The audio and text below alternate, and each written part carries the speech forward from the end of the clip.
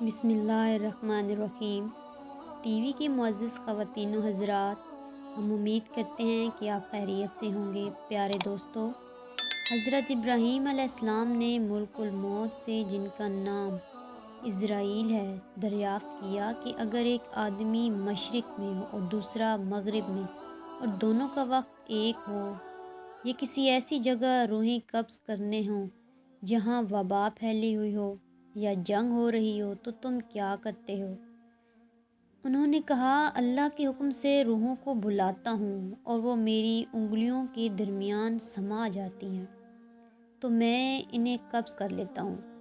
کہا جاتا ہے کہ پوری زمین ملک الموت کے لیے ایک پلیٹ کی طرح ہے، وہ جسے چاہتا ہے اس میں سے لے لیتا ہے۔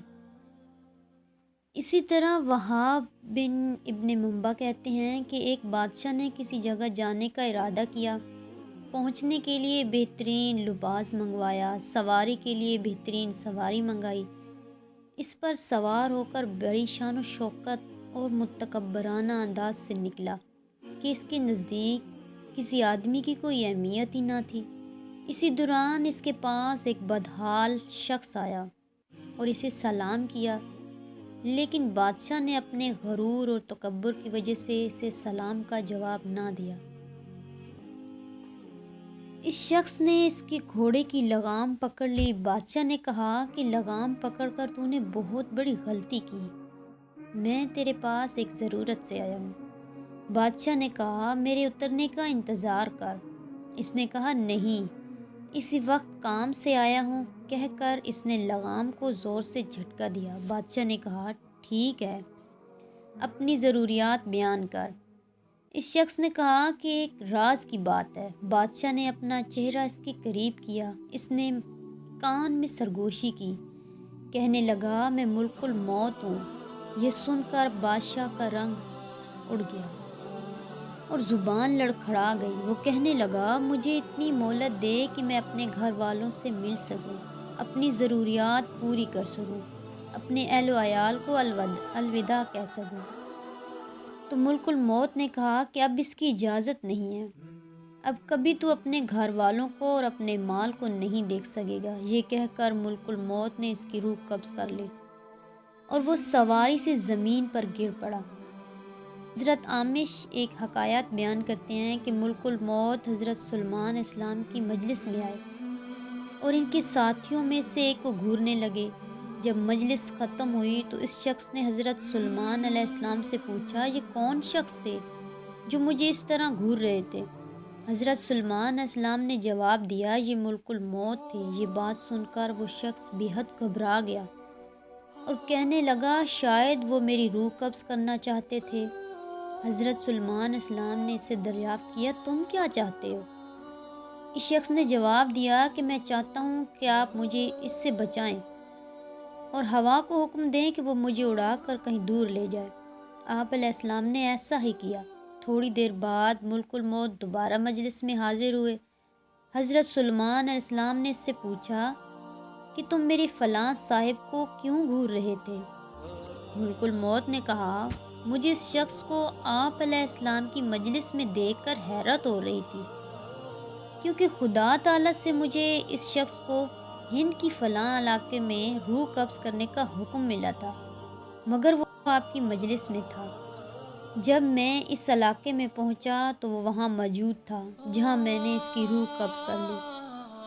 ایک بندہ مومن سے ملک الموت کی ملاقات کا واقعہ یوں بیان ہوا کہ ملک الموت نے اس بندے مومن سے کہا کہ مجھے تم سے ایک راز کی بات کرنی ہے۔ اس نے کہا، ضرور کہو۔ ملک الموت نے کہا، میں ملک الموت ہوں۔ اس نے کہا، خوش آمدید، آپ سے ملنے کا مجھے شوق تھا۔ ملک الموت نے کہا، جو کام تم نے کرنا ہے وہ پورا کر لو۔ اس شخص نے کہا، مجھے خدا کی ملاقات سے زیادہ کوئی کام محبوب نہیں، آپ میری روح قبض کر لیں۔ ملک الموت نے کہا، تم کس حالت میں مرنا پسند کرو گے؟ اس نے پوچھا، تمہیں اس کا اختیار ہے؟ ملک الموت نے کہا، تم جس حالت میں مرنا پسند کرو گے میں اسی حالت میں تمہاری روح قبض کروں گا۔ اس نے کہا، میں سجدے کی حالت میں مرنا چاہتا ہوں۔ اس نے خدا کے ہاں سر سجدے میں رکھ دیا اور ملک الموت نے اس کی روح قبض کر لی۔ ابن منبع ایک واقعہ کو اس طرح بیان کرتی ہیں کہ ملک الموت نے ایک ایسی زبردست بادشاہ کی روح قبض کی دنیا میں جس کی شان و شوکت کے چرچے تھے۔ ملک الموت اس کی روح کو لے کر آسمان پر پہنچی تو ملائکہ نے ان سے پوچھا، اے ملک الموت، آپ کو کس کی روح قبض کرتے ہوئے رحم آیا؟ ملک الموت نے کہا، ایک مرتبہ مجھے ایسی عورت کی روح قبض کرنے کا حکم دیا گیا جو جنگل میں اکیلی تھی اور اس نے وہاں ایک بچے کو جنم دیا تھا۔ مجھے اس کے غریب الوطنی اور بچے کی تنہائی کا خیال آیا کہ وہ اس جنگل میں تنہا ہے، کوئی اس بچے کی دیکھ بھال کرنے والا بھی نہیں۔ فرشتوں نے کہا، جس بادشاہ کی روح لے کر تم یہاں آئے ہو وہی یہ بچہ تھا جس پر تم نے رحم کیا تھا۔ ملک الموت نے کہا، خدا جس پر چاہے رحم فرمائے۔ عتاب بن سیار کہتے ہیں کہ ماہ شعبان کی 15 تاریخ کو ملک الموت کو ایک صحیفہ دیا جاتا ہے اور کہا جاتا ہے کہ سال تمہیں ان سب کی روح قبض کرنی ہیں جن کے نام اس صحیفے میں درج ہیں۔ عطا کہتے ہیں کہ انسان نکاح کرتا ہے، مکان تعمیر کرتا ہے، اسے معلوم ہی نہیں ہوتا کہ اس کا نام ملک الموت کے صحیفے میں لکھا جا چکا ہے۔ حضرت حسن بصری کہتے ہیں کہ ملک الموت ہر روز 3 مرتبہ تمام گھروں کے چکر لگاتے ہیں اور ہر اس سے شخص کی روح قبض کر لیتے ہیں۔ حضرت حسن بصری کہتے ہیں ملک الموت ہر روز 3 مرتبہ تمام گھروں کے چکر لگاتے ہیں اور ہر اس شخص کی روح قبض کر لیتے ہیں جس نے اپنا رزق وصول کر لیا ہے، اپنی عمر پوری کر لی ہے۔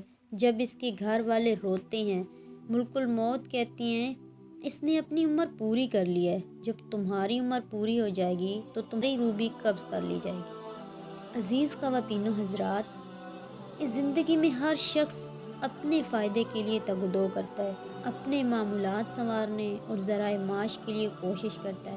ان میں سے کچھ لوگ ایسے ہوتے ہیں جو دین اور دنیا دونوں کو سنوارتے ہیں۔ یہ وہ لوگ ہیں جنہیں اللہ تعالیٰ نے دنیا میں خیر سے نوازا اور آخرت میں بھی ان کے لیے خیر و بھلائی ہے اور انہیں آگ کے عذاب سے محفوظ کر دیا جائے گا۔ اور جو دنیا کے لیے دوڑ و دھوپ کرتے ہیں لیکن آخرت کو بھول جاتے ہیں، ان کا ٹھکانہ آگ ہے۔ کسی بھی تمنا یا کام کی ایک انتہا ہے، وہاں پہنچ کر وہ ختم ہو جائے گی۔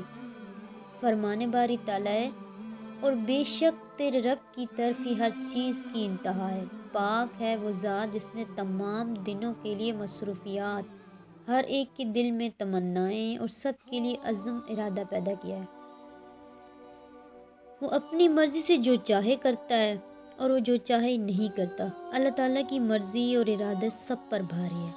فرمان باری تعالیٰ ہے، اور رب العزت رب العالمین کی مرضی کے بغیر تمہاری کوئی مرضی نہیں، لہٰذا جو اللہ تعالیٰ چاہتا ہے وہ ہو جاتا ہے اور جو نہیں چاہتا وہ نہیں ہوتا۔ موت اس دھرتی پر تمام مخلوقات کا آخری انجام ہے۔ اس دنیا میں ہر چیز کی انتہا موت ہے۔ اللہ تعالیٰ نے موت فرشتوں پر بھی لکھ دی ہے، چاہے وہ جبرائیل، میکائیل اور اسرافیل علیہ السلام ہی کیوں نہ ہو، حتیٰ کہ ملک الموت بھی موت کے منہ میں چلے جائیں گے۔ فرمان باری تعالیٰ ہے، اس دھرتی پر موجود ہر چیز فنا ہو جائے گی، صرف تیرے پروردگار کی ذات و جلال و اکرام باقی رہے گی۔ موت دنیاوی زندگی کی انتہا ہے اور آخری زندگی کی ابتدا ہے۔